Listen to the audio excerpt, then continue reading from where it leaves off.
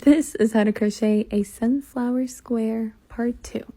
So for round 2, I'm using an orange color and I'm going to chain 2 and then I'm going to add a puff stitch into every stitch around until I have 12 puff stitches. To do that, I'm going to yarn over and insert my hook into the stitch a total of 5 times or until I have 11 loops on my hook.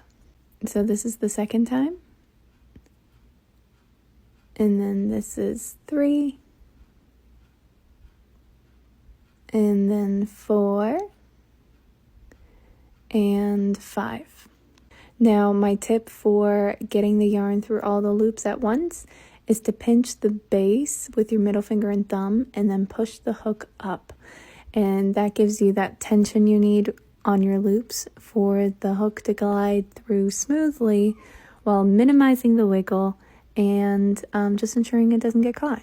I also recommend using a smooth hook, like one that has a rounded top with not a very pointy tip or just pointy edges in general. Examples of a tapered or pointy hook would be a Susan Bates or even some of the Knitter's Pride hooks. I can't speak for the too many specialized hooks. I'm mostly familiar with the most common ones you find in stores and online, but if you are more advanced, I recommend getting a hook for different purposes and not just for looks. I mean, you can totally make it a third hobby because we all know that crochet and buying yarn are 2 separate hobbies. You can add a third hobby and make buying hooks one of them, but at a minimum, if you're serious about crochet, I always think you need to have a rounded one, a ergonomic one, and a tapered one like the Susan Bates. I think Susan Bates are the only ones that are tapered in major stores anyway.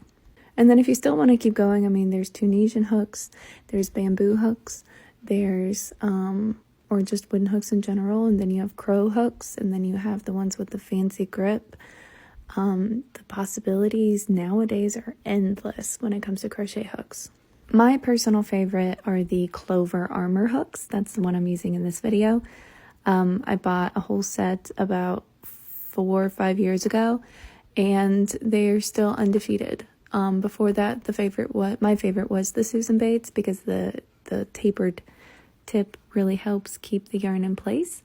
But that tapered tip is going to work against you when you have a lot of loops on your hook that you're trying to get through because it'll snag on everything. The moral of the story is that not all hooks are going to work the same for every single project. There's a different hook that's best for different projects. But if you enjoyed these kind of close-up stitch tutorials, be sure to like and follow. I post them almost every single day on my page. And if you have any questions, let me know in the comments. I will see you in part 3, where we will work on the flower petals. Bye!